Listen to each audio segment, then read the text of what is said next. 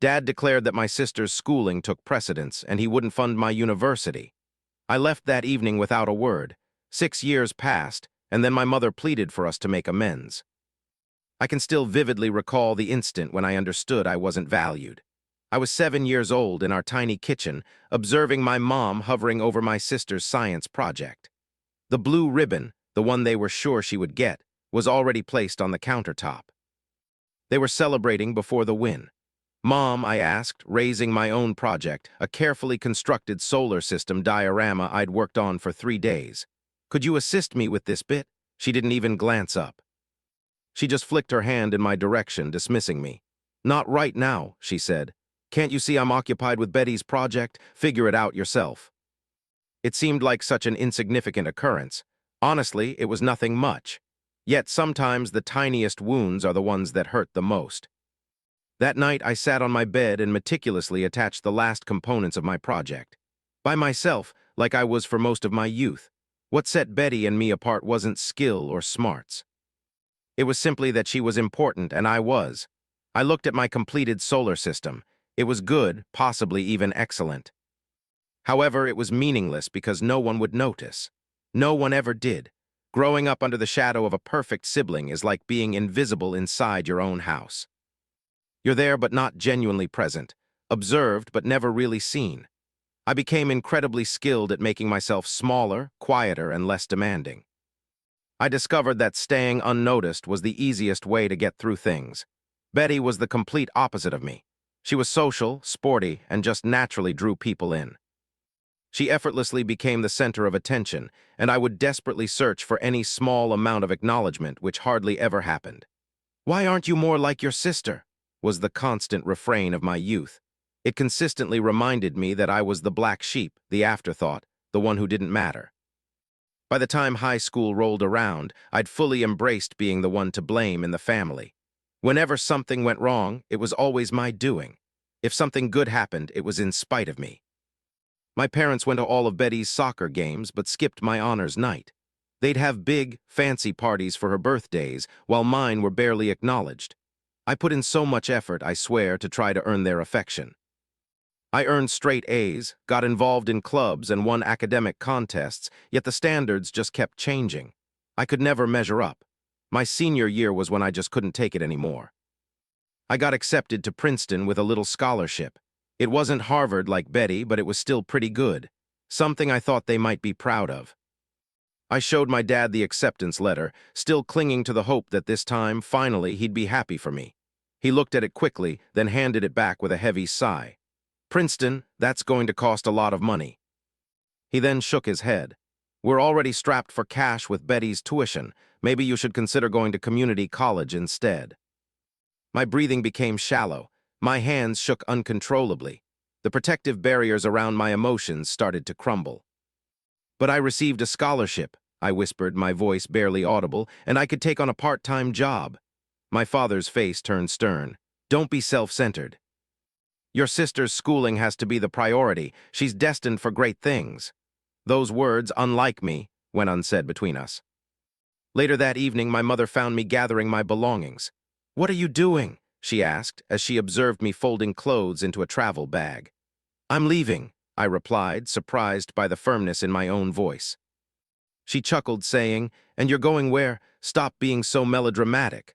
I kept packing, avoiding her gaze. "I received a job offer from one of my instructors for online tutoring. It won't bring in much money, but it'll cover expenses." "You're acting absurdly," she stated, her tone becoming sharp. "After all the sacrifices we've made for you," I finally looked up at her. "What exactly have you done for me, Mom? Give me one example." She just stared at me, her mouth opening and closing in confusion. In that instant, I saw the honesty reflected in her expression. She couldn't come up with anything. "You're destroying this family," she finally said. "Your sister's stressed about her exams, and here you are causing all this trouble." Something inside me shattered, or maybe it finally healed. The last connection I had with them broke, and instantly I was liberated. I didn't utter another word because I didn't need to. Once I had everything packed, I walked outside and didn't glance back. That initial year of independence was incredibly tough. I put off going to Princeton since I couldn't handle the costs, even with the financial aid. I ended up in a cramped studio apartment with wallpaper that was coming off the walls and a shower that always delivered icy water. I held down 3 jobs, giving online lessons, waiting tables on the weekends, and stocking shelves in a bookstore during the evenings. I was perpetually worn out, but this feeling brought an odd sense of calm. For the first time ever, I was living for myself, not striving to get affection I knew wouldn't come. Nobody from my family reached out to me, not when my birthday arrived, not on holidays, not even once. At first, the finality of it stung, as did the confirmation that I was correct all along. They didn't even care. But slowly, the pain shifted into something else. I felt resolve, a strong ability to bounce back, and a deep drive to show myself, even if no one else cared, that I deserved something good. That tutoring gig became my saving grace. I excelled at it, simplifying complicated concepts into easy-to-understand steps, making something that felt scary easier to comprehend. My list of students expanded because of good reviews. One student turned into 5, then 20, and then 100. But the journey wasn't always smooth. There were occasions when I would cry myself to sleep, crushed by how huge my goals were. There was no security net, no chance to mess up. A single bad month could lead to losing my place, and a severe health issue could ruin everything. Sometimes, being alone felt like it was choking the life out of me. When I'd pass by eateries buzzing with families enjoying each other's company, joking around and swapping anecdotes, I'd feel a deep emptiness in my heart, a feeling that could easily swallow me whole. That's when the self-doubt would start to set in. Had I made a bad decision? Should I have just put my ego aside and stayed where I was? And then there was the constant problem of feeling like a fraud. Who did I think I was, thinking I could create something from scratch? I didn't have a degree in business, and I wasn't officially trained as an educator. I just had a natural sense for how people learn and a burning desire to make it. My first stab at designing a learning platform failed pretty badly. I'd blown 3 months' worth of savings on a programmer who vanished in the middle of things, which left me with useless computer code and an empty financial account. I sat on my apartment's floor that evening, surrounded by unpaid bills, and really understood just how alone I was. There wasn't anyone I could call, no one to ask for assistance, no one who even cared if I won or lost. The urge to quit was really powerful, to surrender, and to admit that maybe my parents had been correct about me all along. But in that incredibly dark moment, I discovered a tiny glimmer of sheer defiance, the same spark that had gotten me out of there 6 years before. I wasn't going to let them be right. I learned to code on my own, working late into the night, my eyes tired from poring over the online lessons, my hands aching from all the coding practice. I messed up frequently, making a lot of errors constantly. The website would go down all the time, the payment system wouldn't work, and students were unable to get to what they needed. Each time something went wrong, it felt like proof that I wasn't good enough, but I learned something from every failure and came up with new solutions when I ran into problems. I ended up creating a website, designing personalized study materials, and forming a distinct teaching approach that actually worked. 2 years after I left my parents' place, people wanted my services so badly that I had a waiting list, and I was able to charge a lot of money. In the 3rd year, I brought on some other tutors, but dealing with people presented its own set of difficulties. I had never been in charge of anyone. I had no idea how to have a good work environment. My first employee resigned after only 3 months, explaining I was too controlling, too obsessed with things being perfect, and too similar to my dad, even though she never even met him. That truth really hit me hard. Was I just building the same kind of situation I had been trying to get away from? Had I taken on more of their ways than I had realized? I spent several weeks feeling completely unsure of myself, questioning every single aspect of the business I was trying to build. But unlike my parents, I wanted to change, to improve, and to learn from the things I did wrong. I started working with a business coach, became a member of several entrepreneurial communities, and consumed all the leadership literature I could get my hands on. Gradually, and it wasn't easy, I started figuring out how to manage people, eventually developing a style that centered around empathy, working together, and treating everyone with respect. After 4 years, my online learning platform was up and running and getting noticed by folks who invest in ed-tech, though all the positive attention created some stress. It felt like everyone was keeping an eye on me, assessing me, and expecting me to stumble. My old doubts came flooding back, the feeling that I was being scrutinized, the fear that I wasn't up to snuff, and the absolute conviction that once people got to know the real me, they wouldn't accept me just like my family. I almost wrecked a big investment deal because I was positive they'd walk away once they found out I was a phony. I was anticipating rejection, maybe even looking forward to it since it would be something I was used to, yet it never happened. Surprisingly, they saw something promising in me, something I still had trouble believing in. By the 5th year, I was successfully running my business from a modern office in the city with an amazing view, though success brought its own brand of solitude. I had coworkers, employees, and people I did business with, but very few close friends, very few who actually knew the real me, and not just the professional persona I put on display. I had constructed defenses around myself, but these barriers also kept others away from me. I was completely afraid of being open, of allowing people close enough to cause me pain, and of believing that someone could truly know every part of me and still choose to stay by my side.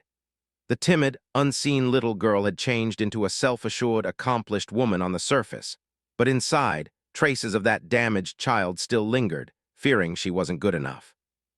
I decided to go back to college while working, eventually finishing my studies. I purchased a lovely apartment that felt welcoming, and gradually, with careful consideration, I started to let people into my life, forming bonds with individuals who truly understood me. Throughout this period, my family was silent, a silence that communicated so much, until one morning, 6 years after I'd left, when my phone displayed a name I never thought I'd see again. "Mom," the screen notified me. I just looked at it, my heart racing. After a short pause, the ringing stopped, only to start again with 12 unanswered calls in the span of an hour, 8 from my mother and 4 from Betty. There were no voice messages. Then the text started coming through, "We need to talk, please call us back, it's important, we're in trouble." I placed my phone down on my desk, my hands trembling. 6 years of no contact, and then this. My chest felt constricted and my throat went dry. I didn't answer their calls. I just continued with my daily routine, conferring with my colleagues, examining the newest refinements to our system, sharing a meal with a possible backer. However, my thoughts kept returning to those communications, to this sudden, intense desire for interaction after all these years of silence. An hour passed, and then my phone buzzed again. It was Betty. Even though I had reservations, I responded. "What is it?" I said, cutting straight to the point. "Alex," she said, her voice cracking with emotion, "please, we truly need to speak with you." "About what?" I responded. There was a delay, and then she said, "Dad passed away. He abandoned Mom for his secretary last year. Things are terrible. The house is facing foreclosure. Mom can't work anymore due to her arthritis. I had to quit med school, and we have no place to go." I shut my eyes, letting the details sink in. It was 6 years of complete quiet, interrupted only by a request for money. "So you've thought of me now?" I asked with a detached tone. "Your family," she stated as though that made everything understandable, like those words weren't a cruel joke given everything. "Am I really?" I said, because during the last 6 years I haven't received any contact, not a card, not a holiday call, not a single thing. "We were hurt," she whispered quietly. "You just walked away with no farewell." I let out a joyless laugh. "I told Mom I was leaving," I said. She laughed at me, saying I was being theatrical. There was quiet on her end. "We saw your company in the news," she said at last. "Mom knew your photo. You've been very successful." And there it was, the actual explanation for why they suddenly reached out to me. Not because they'd been longing for me, not because they were sorry for the way they'd acted, but because they realized I possessed something they now required. "So, Betty, what precisely do you need from me?" A moment of silence again. "We're hoping we can stay somewhere for a while, just until we can get back on our feet and maybe have a chance to be alone and start anew." The sheer nerve of it completely took my breath away. 6 years of total silence, and now they anticipated that I would happily embrace them with open arms and freely offer them money. A rush of feelings washed over me. I felt angry at their sense of self-importance, and I felt satisfied that after all this time, they actually needed me more than I needed them. But underneath it all, a tiny, hurt part of me still longed for them to accept me and give me their affection. That night, I hardly slept at all. I walked around my apartment arguing with myself. Yes, they had treated me badly, and yes, they were only contacting me because they wanted something from me, but they were still my family, the only family I would ever have.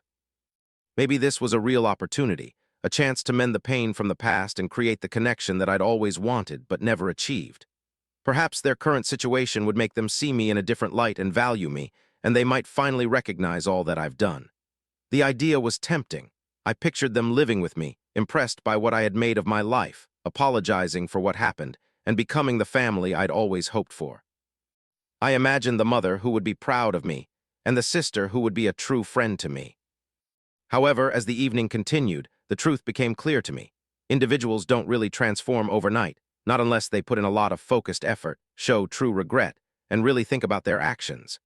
This unexpected need for me didn't magically fix all the years of emotional distance, and their money problems didn't suddenly mean they saw my value.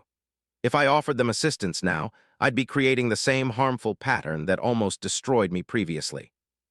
I'd just turn into a nonentity again, except when they needed something. But I deserved so much more than that. I had put in too much effort and come so far to go back to that situation. Without any hesitation, I responded that I wouldn't offer them a place to stay, money, or anything else. But she repeated that we were family, as if that statement was some kind of magic that could fix all the years of mistreatment and suffering. Family doesn't behave the way you all behaved toward me, I stated, shocked at how strong my voice sounded. A family wouldn't ignore somebody for 6 years and then only reach out when they need something. We made errors, she acknowledged, adding that everyone deserves a second chance. You had chances, I said, thousands of them every single day for 18 years. Please, she quietly pleaded, we have no other options. That raw need in her tone struck a chord within me.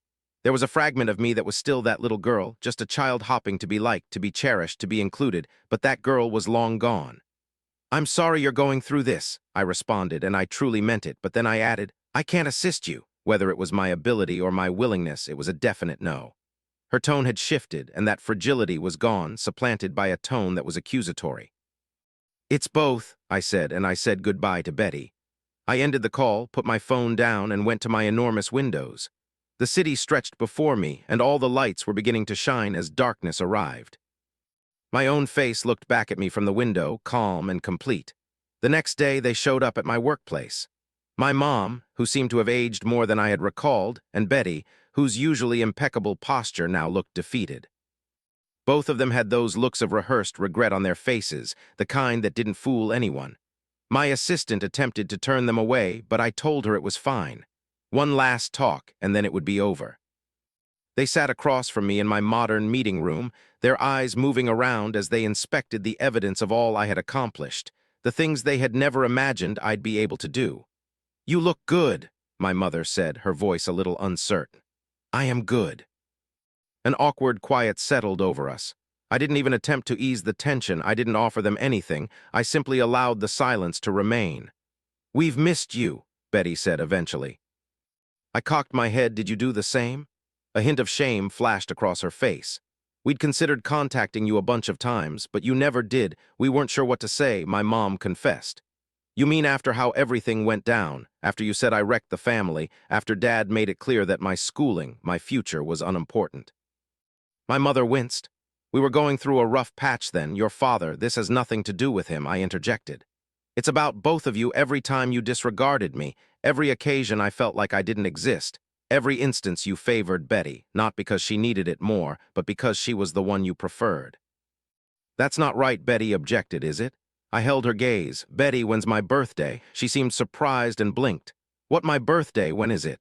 She started to speak, then stopped and looked to my mother for guidance. July, my mother stated hesitantly, July 18th. I chuckled, but there was no amusement in it. It's April 3rd. I lived in your house for 18 years, and you can't even remember when I was born. They both just looked at me, unable to speak. I know why you're here, I went on. Betty told me over the phone you need cash, a place to live. You need me to get you out of the mess you created. We're family, my mother said, repeating the words Betty had used last night. Family supports each other. Family cares about each other, I corrected. Family acknowledges each other, genuinely acknowledges each other. You never saw me, not even once. My mom's eyes filled with tears. I'm so sorry, she murmured. We both are. We want to fix things. I allowed myself briefly to envision it. Them coming to live with me, starting anew, cultivating the kind of relationship we should have cultivated from the beginning, but this vision evaporated in a flash. I reflected on all the evenings I'd spent weeping in solitude, questioning what was wrong with me, why I seemed unlovable. I recalled the occasions I'd lingered outside Betty's apartment, listening to my parents' laughter with her, wishing to be included, but knowing I was excluded. I considered how they'd never made an effort to discover my true self, what truly mattered to me, what brought me joy, sorrow, or fear. And I reflected on all the difficulties I'd navigated by myself.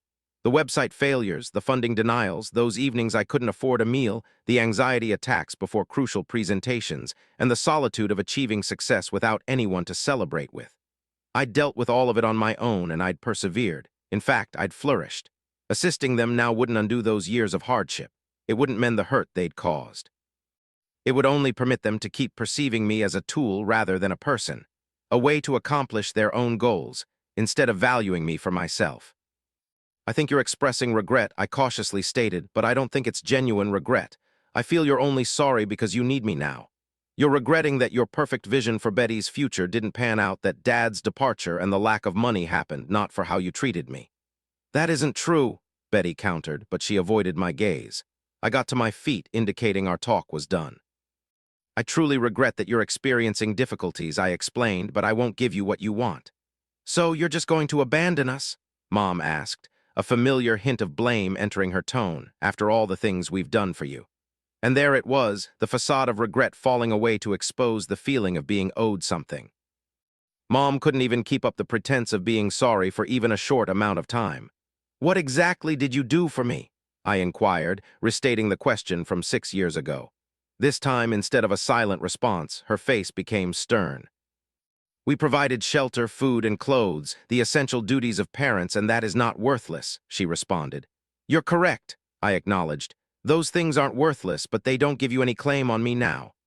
I've created this life for myself without any help from you, and I don't owe you a portion of it. You've always been self-absorbed, Betty said, her voice devoid of warmth. You've always been focused on yourself. The irony almost made me laugh. Goodbye, I said quietly. I hope the two of you are doing all right, though this is our final interaction. I observed them departing, Mom's posture stooped, while Betty walked away swiftly, fueled by fury. I anticipated the feeling of regret to surface, along with any uncertainties or self-criticism, but it never materialized. Instead, I experienced a deep feeling of serenity, like everything was finished, as though the last part of an old book had been completed, paving the way for the rest of my journey. Some people might label my choice as severe or relentless, yet there's a distinction between pardoning someone and reaching an agreement with them. I'd already forgiven them a long time ago, mostly for my own emotional benefit, but forgiving doesn't require that you let unhealthy people re-enter your world. It doesn't mean you should endure the same kind of mistreatment that caused me pain initially. Often, the most beneficial action I could take was to end this chapter, to acknowledge that some connections are beyond repair, and some individuals won't understand me regardless of how much I want them to.